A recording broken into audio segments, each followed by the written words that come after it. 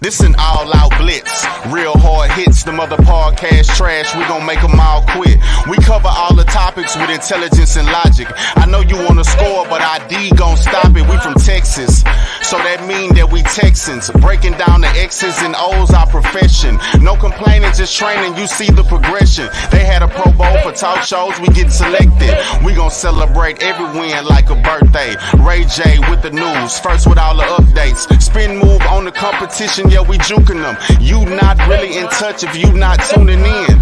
This is Crenshaw, Briggs, and VT. We want the touchdown. We not trying to go for 3. And it's best if you get up out the street, cause them bulls out the pen and they about to stampede.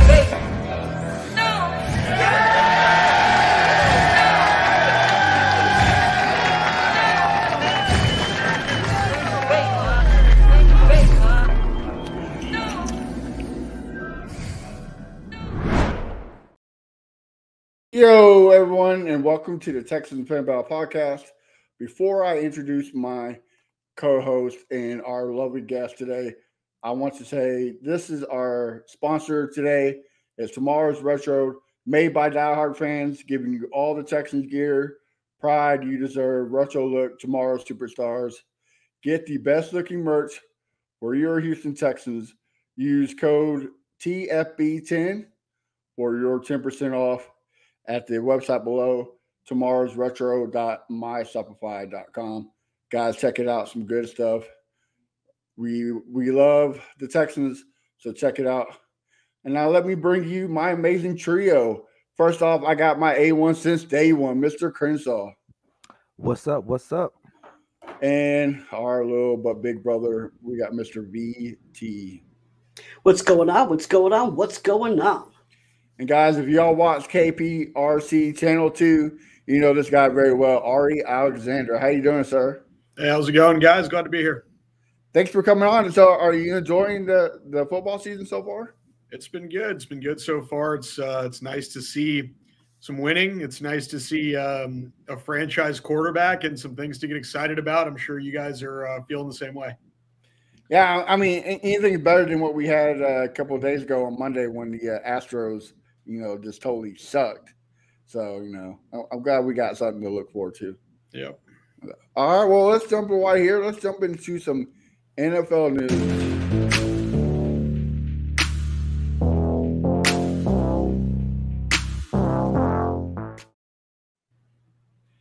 All right, well, first off, let's talk about it. Jim Irsay seems like the dude can never stay out of the limelight. First, he talked about the running backs. Now he's talking about the bad referee calls, and people are saying he's actually be able to be fined. Ari, I'll start with you. What do you think about this? I mean, it doesn't surprise me when it comes to Jim Irsay. He's obviously one of the more candid owners in the league. We'll put it that way. Him and Jerry Jones, for the most part, really get a lot of the headlines. You see a lot of owners in every sport, not just the NFL, try to stay behind the scenes. You don't hear a lot from them. I think it was that way with the Texans for a long time. And then very recently, Cal and Hannah McNair has sort of gotten with the fans, doing the cookouts and things like that. But typically, owners stay behind the scenes. And so I think it's usually pretty it's different, when there's Jerry Jones doing what Jerry Jones does. It's different when Jim Irsay comes out on Twitter and talks about, not re-signing Jonathan Taylor. And then obviously that played out differently and things like this and criticizing. It doesn't surprise me based on his history. And I get I agree. There was some horrible calls on that game. But like my coach has said from day one, all the way back to Little League, don't put the game in the referee's hands. You should finish this up. That's just my opinion. But Irsay has a proposal of you being able to review it with, I want to say, under the 2 minutes, right? 2 minutes, yeah. Yes, 2 minutes. Well, what do you think about that, Ari? Do you think that's decent? Yeah, I mean, and the good thing about the NFL, it doesn't feel like NFL games drag. And so when you're trying to add reviews, add things like that, like I'm good with it because it doesn't feel like the NFL takes too long. Like college football takes entirely too long. Baseball, before they have the pitch clock and things like that, takes too long. I don't think the NFL takes too long, and so I don't think we've gotten to a point where it's like a time of play issue. They got to get it right. We as fans, we as reporters, people have been complaining about the referees for years, and there's touch points every 3 or 4 years. There's always something, right? Did Dez catch it? The Green Bay, Seattle, where the both guys have it. There's always, like, every 3 or 4 years, there's always this massive thing where it just becomes a huge problem. And, like, largely the refereeing is fine, but there are enough problems where I don't see why you wouldn't continue to try to improve the game. And I don't think with the NFL, we've gotten to a point where you have any sort of concern on, is this going to add too much time? Okay. BT, I know you're a big-time Irsay doubter. So what's your thoughts on this? So I've been making fun of Irsay since I feel like I was born, but obviously that's not the case. But I make fun of Irsay quite a bit. But this is the first time where I've actually quote tweeted him and said, I stand with Irsay. The calls that we have seen in the past, just in 2 weeks alone, have been horrible. The Bills and Giants game, bad call at the end. The Colts and Browns game obviously was what he was referring to, and everyone was shocked. And you know me, I love to dog every single one of our division rivals, but I told Colts fans, this ain't on you, because they went up against literally the best defense in the league right now. No one thought that they had a shot really at winning. And they put up over 450 yards of offense, and they lost because of a bad call. And these bad calls in the last moments of the game, I actually put out a proposal before Irsay did and said the last 4 minutes. I was going to go just a bit longer, but the last 2 minutes, I think that's fair enough. But something has to be done, because you can say as a Texans fan, okay, it didn't affect me. But if you're a fan of football, it affects you, because no one wants to watch a game and think like that games are being won and lost in the final moments because of bad call of a ref. And in all honesty, we saw with the XFL and the USFL that it doesn't extend games that much. They were able to look at calls, and it really didn't extend games. In fact, they used it as a feature. They actually showed how they're looking at it, the technology that they're using. They made it an interesting way, a part of the show, a part of the entertainment. It was not boring. So I say we need to do something. Hopefully Roger Goodell is talking to the rest of the NFL owners and saying, yeah, we got to do something. Whether they find Irsay or not, doesn't matter, but he drew attention to this, and I'm hoping something gets done. Crenshaw, what's your take on it? Yeah, I like the proposal, but like you said, Matt, it shouldn't have came down to that. I mean, you're going against PJ Walker, because the other guy, he wasn't good that game. Should have won the game, but it was a bad call, and I don't mind it, So that's my quick take on that right there.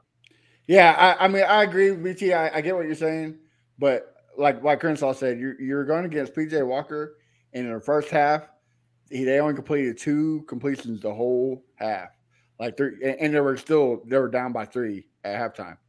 So the referees did screw them, but that's not why they lost. The way they lost. Listen, I understand PJ Walker sucks, but Myles Garrett was responsible for 17 points.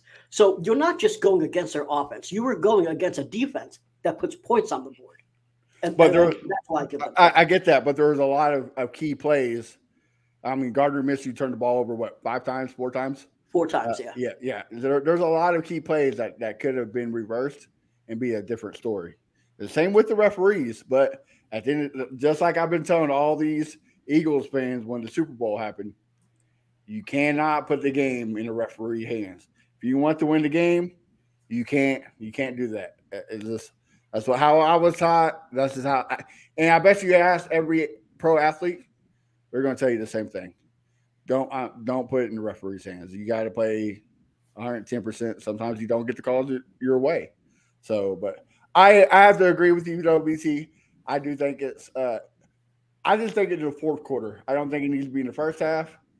The first quarter, second, third, just the fourth quarter, and under the 2 minutes. Right when the 2 minutes, there's your clock. I'm down with that. I mean, I prefer 4, but with 2, I think everyone would be satisfied with that. Right. All right. Well, let's forget the NFL news. Let's jump into some Texans. You ride with me, you can slide with me if you feel like 550 on the 5 stick. You can get high with me. That's a deal, right? Ride with me if you're. All right, man. We got some people coming back. We got Hassan, I think Hassan, coming back from being injured, and we also got Tank Dell practicing. Ari, who's going to have a bigger impact? Is it going to be Tank Dell or is it going to be Hassan? I haven't seen Hassan all that much, but I'm very familiar with what Tank Dell brings. I think that this is a game where there's a chance you might have to outscore these guys. I know the Panthers haven't really looked good in any phase of the game. It does feel like Bryce Young has improved week to week. He's played a little bit better. They have the running backs. They're not amazing. They can play. Miles Sanders and Chuba Hubbard are not bad.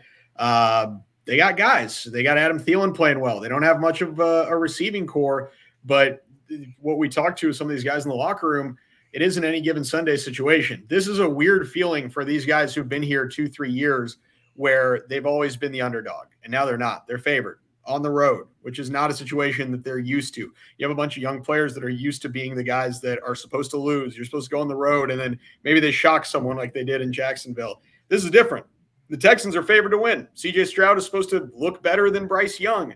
You have a running game that is supposed to do something against the Panthers. You have Nico Collins as one of the top receivers in the league, is expected to go out and have a big game.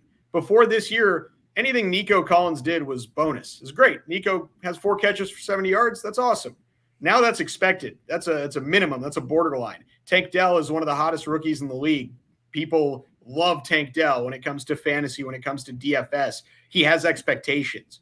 And so it's a different feeling for these guys going into, yes, they're playing a bad team, but the Texans have been the bad team in these games for so long. I do think that early in this game, there's going to have to be just kind of an acknowledgement of mindset of we're supposed to win this game, not because we feel like we have the talent or we can play or you got to prove something, but because from a talent standpoint, you're supposed to be the better team and you're supposed to show up and play. I do think that's going to be difficult for them early just because a lot of these guys haven't experienced that. Okay. VT, what's your thoughts on it? So I think that Tank Dell is going to be more impactful, but that's not to minimize Hassan. I think that, we've only seen him for one game really. But I think that we will actually see some sacks this time. So, and that's going to be partly because of Hassan Ridgway. One of the things I've been complaining about is that our defensive tackles simply aren't holding up their end of the bargain. You have Will Anderson that has some of the best get off that you've ever seen. He's fast. He has a bend. He can get after the quarterback. But the problem is quarterbacks can just step up in the pocket because there's not a lot of pressure coming up right in the middle. And that's the fault of Sheldon Rankins and Malik Collins. And I understand that Malik Collins and Sheldon Rankins showed up on the stat sheet just recently, but overall they have not been great. And Hassan Ridgway is a player that makes a big difference on the D-line, so I'm very happy to see him. Now, obviously, I don't want any player to get injured, but Sheldon Rankins is on the injury report. He did not practice because of a knee. So the only good thing is that Sheldon Rankins goes out, but Hassan Ridgway comes in. So, it's not like we have another, oh no, what are we going to do? We were luckily going to get Hassan Ridgway right away. And I think what Arya said about Tank Dell is right on the money. Between Nico and Tank Dell, we have really the fourth, I think the last time I looked at the stat, really was the fourth most passing yards. We have a very powerful offense when it comes to passing. The issue is the run game. We have a very, very weak run game.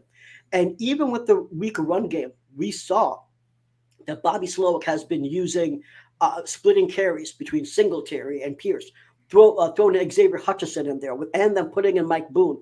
So the thing is that the Panthers have a pretty weak rush defense, and I'm not saying that any one of our running backs is going to get 100 yards, but I think all together we can have an overall strong run game, which will help us win the time of possession, and then obviously open up play action and get some of those nice deep shots that we're expecting from CJ. Pause. Crenshaw, what do you think, Bob? Yeah, I'm excited Tank Dell's back because we definitely need him to open up the offense and everything. And if our run game can't get going this game, then I think we really need to look at either the running back coach or Bobby Slowick or something, because we got to get the run game going against these guys. These guys give up too much yards on the run defense and everything. I think this still might be a trap game. I think that especially right now, they got Frank is turning over the plays to Thomas right now. I think they're going to open up some things that we haven't seen on film. I think it's going to catch us off guard. I think it's going to be Bryce Young's best game yet, and I think they might shock us at home because all time. I think they got us 4-2 all time. So this might be a game that we might not come out with the dub, and it's going to piss off a lot of fans. Like, yep. Yeah, we're gonna piss off a lot of fans because like, oh man, they 0-6, we should beat them. But I think it's a trap game, man. I think that I hope D'Amico tell these guys, hey man, get your heads in the game. Don't look at Tampa Bay, look at this team, and let's come out with it. But I don't know, man. Well, I'm glad you brought that up. Ari, D'Amico had a press conference yesterday. What did you take from that? I know you guys were there and got to hear. What was your takes from D'Amico about this game coming up? Similar as usual. It's similar press conference as normal. One thing I thought was interesting, we talked to Shaq Griffin today in the locker room, and he talked about just the process of what they were doing during the bye week, which I thought was interesting, where it wasn't obviously guys have a break, they go home, they relax, they get their bodies right. But there's little things that he said D'Amico did, which I thought was interesting, which is using the time to go over individual things with each player. And so it's not just the normal film, it's not just the normal scheme stuff, prep for the Panthers or whatever. D'Amico brought in all these guys and looked at their individual technique, including Shaq kind of talked about himself. But I thought that was interesting. These guys had, basically preloaded iPad of little small things to work in during their off week, and knowing like, hey, when I have a free minute, I can take a look and footwork. Okay, I need to get more square on my, back pedal or whatever is kind of the example that Shaq used. And he said that no other coach that he's had, and he's been in the league for a while, the Seahawks and the Jaguars, has ever done it to that much detail, or going into a bye week where it's not just like use this to watch film or use this to prepare for the next opponent, but it's use this to individually work on whatever small thing or small issue that you need to work on. And that was something that he appreciated. So I think that just those little things, obviously that's a long-term plan type of thing where it more speaks to how good of a coach D'Amico Ryans can be if his attention to detail turns into wins and turns into players developing. But I think that, there is a lot of attention to detail in game planning these teams. And sometimes it doesn't work. They can't win every game. You obviously can't out-talent certain teams. And there are games that you're not going to do well in, like the Ravens is a perfect example. No matter how you scheme for them or whatever, like Lamar Jackson is Lamar Jackson and Roquan Smith is Roquan Smith, and they have better players than you, and you're not going to win. And so I think that long-term, there's a good feeling. Week to week, D'Amico doesn't say that much week to week where you can sort of suss out kind of what they're going to do. But I do think that there is enough focus with these guys. There are enough veterans to coach the younger guys through. There's enough competitiveness from your quarterback. I can just tell CJ doesn't like to lose. I do think it matters to him to beat Bryce Young, a guy that he has been close friends with for a long time, a guy that he works out with in the offseason, that he plays basketball with in the offseason. I think it matters to those guys. And so I just don't see them coming out flat for that reason, for not being prepared. Okay. Well, let's jump into it. Let's do some games. This is Crenshaw, Briggs, and VT. We want the touchdown. We not trying to go for 3. And it's best if you get up out the street, because them bulls out the pen and they about to stampede. Well, you already talked about it before I really interrupted you about CJ Stroud versus Bryce Young. What do you say CJ has to do to come out with a W over Bryce Young? Same thing he's been doing. The first 2 games they lost this year were not lost because of CJ Stroud. And then when they started winning a few games, you kind of give him the credit. They won games because CJ Stroud was able to make big plays. Even the game they lost in Atlanta, he led that touchdown drive, and then the defense kind of let them down. Do the same thing. I do think that as the year goes on, there's going to be more interceptions and CJ has even admitted this, where there's like 2 throws a game that probably should be picked off every game, and they just luckily haven't, except for the one he finally got intercepted. So I do think that there's going to be some more turnovers coming just by way of regression. but you can feel like he's learning each week. He's picking stuff up. He's kind of calling his own plays, as he detailed the throw to Dalton Schultz for the touchdown. He's making the defense work for it, and he typically is making the smart read. And so keep doing that. The run game, establishing the run game being useful at all, I think will help them. But just the way that they've schemed from a pass perspective and the way that CJ's sort of just taken over in a real mature way for a rookie quarterback, if he keeps up the progression he's on, I think by the end of the year, you guys as fans are going to be very happy with what you have at quarterback. All right. Crenshaw, I know you were pro Bryce Young before we got CJ. So what's your take on the Bryce Young versus CJ battle? Yeah, just CJ got to beat CJ. He don't really make mistakes, so I can't say don't make no mistakes.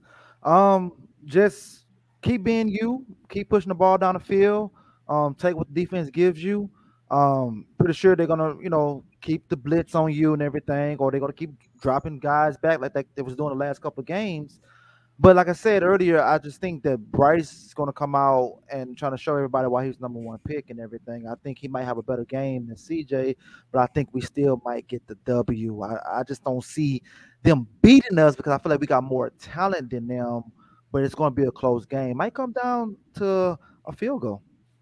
All right. Let's jump to the guy who's about the same height as Bryce Young. BT, what about you, brother? What do you think? I think that CJ is going to have a better game than Bryce. Obviously, yes, everyone is talking about this could be the trap game, but as Ari said, CJ does not view it this way. D'Amico does not view it this way. They're not looking at the Panthers and looking at their record. They're looking at the matchups. They're saying what they have to do in order to win those matchups, how they can beat the defense, how they can, how the defense can beat their offense. They're not looking at the record. I guarantee you that.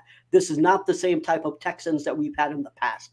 But the thing is, what do we need to do in order to win this game? One of the things we need to do is we need to get better in the red zone because we have successfully moved the ball. We're one of the best teams in third down conversions, but the problem is we're one of the worst teams when it comes to actually punching the ball in the end zone because what we end up doing is kicking way too many field goals. In fact, we have the 4th most amount of field goal attempts from any other team, and that's for 2 reasons. One of them is a fact our run game is poor. So even if we can get it to the 10-yard line, the 5-yard line, or the 1-yard line, we end up taking a field goal because our run blocking is poor. And Dameon Pierce, our RB1, as of now still, hasn't been able to figure out this scheme. So it's not just his fault in goal line situations. Our run blocking has been poor. However, this game should be the first game where we have Titus Howard back at right tackle and Josh Jones at left guard. That should open up some opportunities for inside zone runs at the goal line. There's something, though, I want to see. I want to see them snap the ball to Andrew Beck. I don't want Beck just to be the blocker. You got a 255-pound fullback. Use him as a running back and push the ball in the end zone. I don't see why they haven't done that yet. This is something I want them to do at Carolina. I think that's one of the things we need to do on offense is literally just get the ball in the end zone when you're at the 1 or the 3 or the 5 and stop kicking field goals. All right. Well, Ari, BT kind of gave us some issues with the Texans. What do you think some issues the Texans will have at this game? I think the linebackers obviously have been an issue all year, and that's something that the Panthers can use to their advantage. They do have a run game. They have a couple of running backs that can get the job done. They have a tight end in Hayden Hurst who can play. They have slot receivers. They're not a great team, but they have ways to hurt you. The Texans have a weakness at linebacker. The Texans right now are not running the ball the way they should. And, Dameon Pierce got to do something. And, we all like the guy. We like his personality, like what he brings, the tough running, and the success has not been there this season. And it is a tough league for running backs. We knew that when Jonathan Taylor, who's one of the best in the league, struggled to get paid. We know that right now where you draft Bijan Robinson in the top 10 and he's struggling to get touches. I know last week he was randomly sick or whatever, but the Falcons don't use him right. You just drafted the most electric running back in 5 years and you have no idea how to use him. And so it is a tough week for running backs. And, you can find yourself on the outs very, very quickly. Clyde Edwards-Helaire was a first-round pick. Isaiah Pacheco was a seventh-round pick. One guy is way more important in that offense than the other out of nowhere. And so I don't know how much longer Dameon Pierce can continue to struggle to fit the scheme, to struggle to find holes. Before Devin Singletary, Mike Boone even, who can look explosive every now and then, start to get more and more touches. And I think we all want Dameon to do well. I know I like the guy. I want him to do well. But at some point, the Texans are going to be hurting CJ Stroud by making him throw too much if they cannot successfully run the ball. All right. Well, you said that, the Panthers have a good team, but they also have some issues. So what are some issues that the Texans could exploit to get the W? Just the general lack of depth. I mean, one, the rookie quarterback, and you kind of say that for every team when they have a rookie quarterback. And that was one of the reasons when we were doing all the season predictions, I was looking at the Texans schedule, and the big thing I'm looking at is not even team, it's just quarterback, right? So if the team you're playing does not have a quarterback that can beat you, you can beat that team. Look at their win against the Steelers. Look at their win against the Saints. Desmond Ridder plays the game of his life. If he doesn't, they can beat the Falcons. There's all these teams on the schedule that you can beat them because their quarterback play is not good most of the time.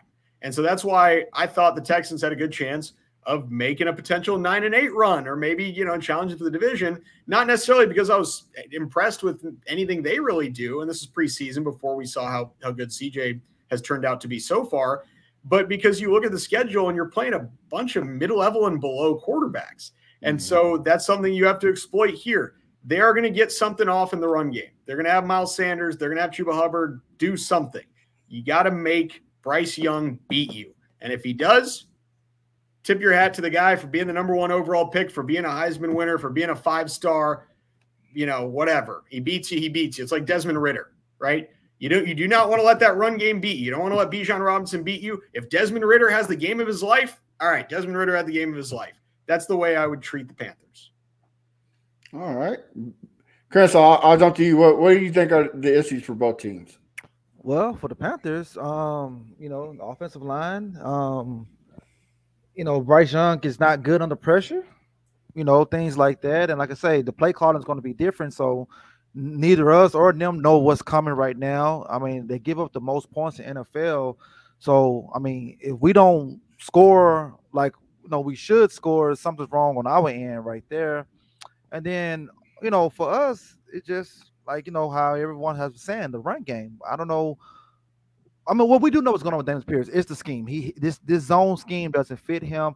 I think they should let Devin get more touches in the game and maybe bring Pierce in for goal line, or like VT said, give Beck the ball on the goal line. But you can't just try to give Dameon Pierce the ball, hope he's going, because like Ari said, you don't want to get CJ killed back there. And I want the game to be balanced. I don't want this guy throwing 40 times a game, 25, 30, that's good like that. But I think they need to establish a run game early, establish it often, keep it balanced, keep the defense guessing. Because I hate when we be one-dimensional. That goes back to the old Texans. We one-dimensional, and then we start losing games like that, man. So right now, man, let's just give Devin Singletary the ball more, please. Bobby, if you're listening, give Devin Singletary the ball more. BT. So I want to talk about the two things about Carolina's O-line and how that affects us. Carolina has the 27th ranked O-line. They allowed 95 pressures and 16 sacks. And alternatively, our D-line has the second most pressures in the league, but the least amount of sacks. We only have 9. So I think this is a chance where we can kind of shut up some of the people that saying that Will Anderson was a wrong pick. And I think Will Anderson could get 2 or 3 sacks here, especially when you have Hassan Ridgeway as out there as well. A better DT than Sheldon Rankings, and you're going against a line that gives up a lot of sacks. Both of their bookends aren't really that great. So you have the issue there on their O-line. As Crenshaw mentioned, Bryce Young has less than 50% completion rate when he's under pressure. So I think that we need to blitz more. We blitz only like 24% or something like that. It's 26 in the league. We do not blitz enough. But this is a time where I think D'Amico really should. Why? Because a lot of times we use like soft zone coverage and stuff like that is because there's threats out there, right? Who's the threat really? DJ Shark hasn't really been doing anything. You got Adam Thielen, but he's not necessarily the fastest dude. The biggest threat, honestly, I think you're going to face this game, believe it or not, is Hayden Hurst.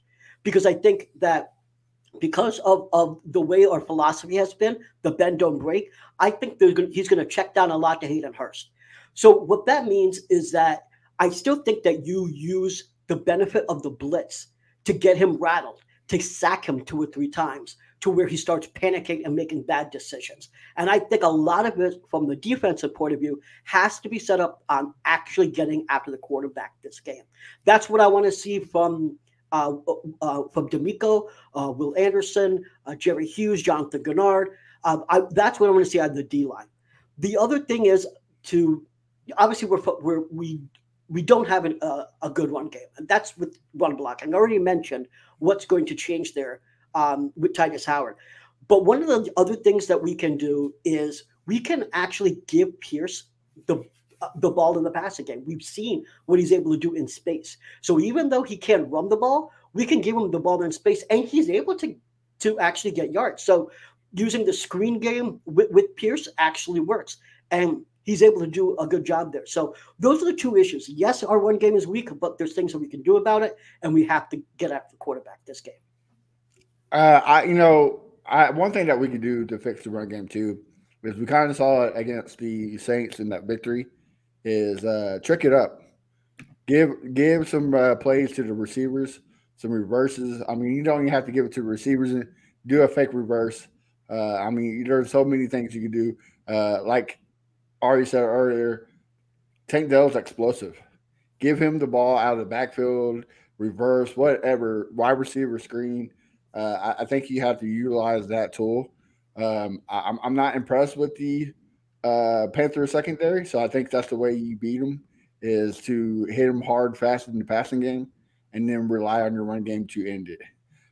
So that's and I agree with you, BT. I think we walk away with 4 sacks total game, and I think Will Anderson probably has 2.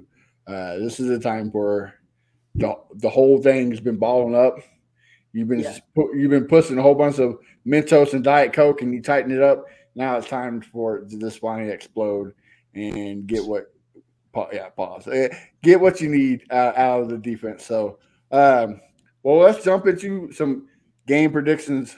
Ari, I'll start with you. What do you think is going to be the score if you do this? Some people don't. So, yeah, that's fine.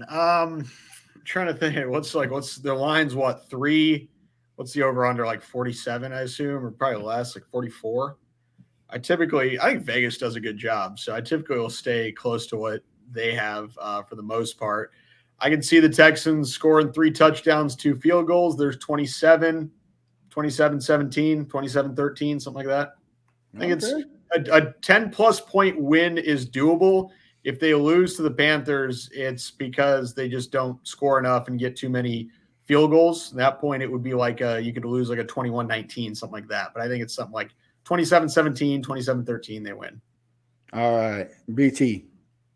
Yeah, I think it's going to be a high-scoring affair from C.J. Stroud. I think that he's going to put up probably his best game of the season. I do think that we come up not just with the dub, but I think it's 33-17. I think that Bryce Young is going to be able to put up some points because we do allow a lot of soft zone coverage and stuff. So he's going to be able to put up some yards there. But I think at the end of the day, C.J. Stroud is just going to be able to put up enough points. You've got Nico and Tank out there. Robert Woods, yes, I know that he may be hurt, but you got Noah Brown, so he's going to be a takeover from that standpoint. So you've got your 2 biggest receivers, and you've got your replacement for Robert Woods. From an offensive perspective, the line should be what it is. The only negative thing is really your run game, and we could get that going just by making a few changes and splitting carries. Yeah, 33-17, we're rocking Carolina. All right, and Kearshaw, last but not least, what you got? I think Bryce Young's going to come out good. They're going to run the ball good. They're going to kill us at all phases of the game. So the score is going to be 30-20 Texans. Okay. Okay. Hey, I hit the nail on the coffin last time with the Saints with the 20-13. So I'm trying my best to do it this time. I'm gonna say it's 37-20. I think we take a lead quick, and we go to prevent defense, and they get some last second scores to make it somewhat close. People think, oh, they're coming back to beat us, but of course they don't. All right. Well, Ari, before we let you go, to the trade deadlines next week, there's already rumors. People, we need to get this guy. Oh, we're going to get this guy. If we could do some trade deadlines, who would be some people you think would go after? I mean, it's tough to say given how much this team still has to build. I don't know that you really make a big move at the trade deadline. Maybe go for another defensive end, go for a pass rush or something like that. But at the same time, like, you got guys.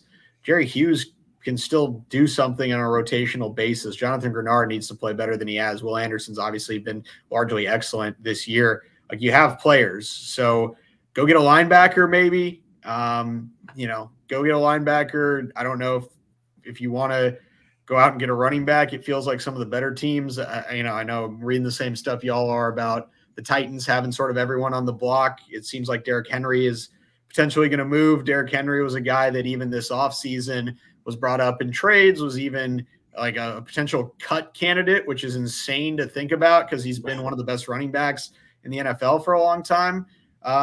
There's going to be some guys out there. I'm not sure the Texans really need to go big. I think that outside of the Jacksonville Jaguars, who is a team that you beat on the road pretty handily, there's no one else in this division that scares me. There's no one in the NFC South that scares me. And you have a potential to win a decent amount of games, to challenge for a wild card, to potentially challenge for the division if the Jaguars keep having, bad games the way they did against the Texans. They had like a million false starts and just sloppy coaching type of stuff. I think that there is some hope out there for them to make a run without having to make a big move and without having to mortgage any sort of draft capital. All right. BT, it feels good to actually be buyers and sellers this year. So what's your thoughts on it? I actually don't think we make a lot of big moves. I think that what we do is add depth. I think we need to add some depth, particularly for a secondary. Eric Murray got hurt, and he has been a big help because we've had Petrie out, we've had Ward out, and so not as a rotational guy. So he learned how to play football this year because everyone that knows me knows that I've been giving Eric Murray shit for years, didn't think that he should have been brought back. But he learned how to play ball. I call it the D'Amico effect, whatever it is. And he's actually a big need because backup rotational safety is a need. So Kayvon Wallace, he got released by the Cardinals, so he's on the waiver wire. We no longer are in second place because after third week that does switch it up. So I don't know how many other teams are going to be placing claims, but I hope that we get him. I think that he got picked up by the Titans already. Did he? I must have missed it right before the show. So, well, there you go. That was my number one. The only other, honestly, that was my only dude that I really thought we have. But I will tell you, position-wise, we have to get a safety somewhere. So whether that's throwing a 6th-round pick to somebody or something to get a safety, yeah, we're going to need a safety right now and potentially another DT. You had Sheldon Rankins go down. Hassan Ridgeway has some health issues, and he just came back, and you don't know what's going to go on with him. So I would say that you potentially get, more D linemen, just depth though. No, not a starter. We only have $4 million in cap, and unlike other teams, there isn't like someone right now that we can just restructure easily and just gain $10, $20 million. The only two dudes that we really are paying with big money are Titus and Tunsil, and they already got paid. And so you can't really restructure them unless so basically I think it's just a bunch of depth, and that's okay. That's not a problem. All right, Crenshaw, what you got? I don't see them doing anything. Just keep the guys you have right now. Keep giving them guys snap, and just make a big splash next off season when you have more money. Okay, I like it. I mean, I know it's not going to happen, but for a 5th or a 6th round, if you can get Derrick Henry, go for it. If you can't, Too bad. That would help, especially in the goal line, right? I mean, just powering him right through. It will take 20 people to tackle him. So his jeweler already lives here, so it'd be right. Easy trip to the jewelry store for him. There you go, and we can link him up with Paul Wall, give him some grills, like he'd be set. He's loyal to Zoe Frost. That's his guy. So, but he's a quick trip from NRG to the jewelry shop. So, well, hey, maybe you can tell him, hey, talk to your boy, give him that new. Yeah. So, but Ari, man, thank you for coming on. It's been a pleasure. Why don't you tell all of our listeners and viewers where we can find you, what you got cooking, so that way we can support you. TV, you can find me on KPRC2 on obviously Sports Sundays, our big show on Sunday nights after the late news after Sunday Night Football. This week we'll be talking a lot about Dusty Baker retiring. That press conference is going to be tomorrow. And then obviously the Texans' huge game and the 1-2 picks on Twitter, KPRC2 Ari or Ari A1 Alexander. Same thing on Instagram, Facebook, if you use Facebook, also not too hard to find the Facebook page. So, yeah, follow along. Texans coverage, all Houston sports coverage, and then tune into Sports Sunday on Sunday nights late after the late news after Sunday Night Football. All right. And BT, where can we find you at? You can find me at Brown Chubby Bear, but I need to address this real quick. A full Jaguars fan battle said a fullback just doesn't run 85 yards per touchdown without the supernatural being involved. And we will now experience that amazing run every single time on the new intro of Texans fan battle because he has now been immortalized in our introduction. So you can find me on Twitter or X, whatever you want to call it. I will continue to call it Twitter for the rest of my days or anywhere else at Brown Chubby Bear. I host spaces with Leo all the time. So find me on Twitter and let's talk some Texans football. And my A1 since day one, Crenshaw. You can find me at Fifth Ward Crenshaw everywhere. But I got something to say. Matt, you just said something that rung a light bulb over my head when you said Paul Wall. Now, Ari, I remember like a couple years ago, you were supposed to rap that Still Tipping verse. So I did it. So hold on. Actually, let me find it. Give me a sec here. Yeah. Where's my – hold on. Where did I put my grill? Yeah, get the grill out. Get the grill out. You know what? I got like a 10-second countdown. If I don't find it in the next 10 seconds, we're just going to have to give it up, and I'm going to have to be a disappointment. Yeah! I do not know where I put it. But there's a picture on Instagram. I got it in the bottom half with Paul Wall. Shout out Paul Wall and Johnny Dang for making me a gold grill. I picked white gold, which turned out to be a good idea because Drake the next day when he came out with his album, he has the white gold fangs for all the dogs.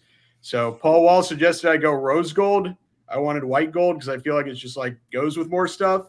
So it ended up being kind of a good choice. But I swear to God, it is somewhere in this 20-foot radius, and I saw it 10 minutes ago, and now I can't find the little blue box. Watch when we get off of here, you're going to be like, poop, there it is. Yeah, so as soon as I turn the computer off, I'll be like, it's right there. All right. And, of course, guys, you can find me at A1 Day One Texans everywhere. And, of course, the podcast at Texans Fan Battle everywhere. And one more time, make sure you check out tomorrow's retro by diehard fans, giving you all the Texans gear, pride you deserve, in a retro look. Tomorrow Superstars. Get the best looking merch for your Houston Texans. Use code TFB10 at the website to save 10%. Until then, guys, y'all have a wonderful week. And let's come back with a Houston W. We can only wish. Until then, guys, have a good night.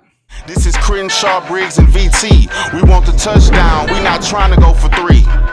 And it's best if you get up out the street, cause them bulls out the pen and they about to stampede.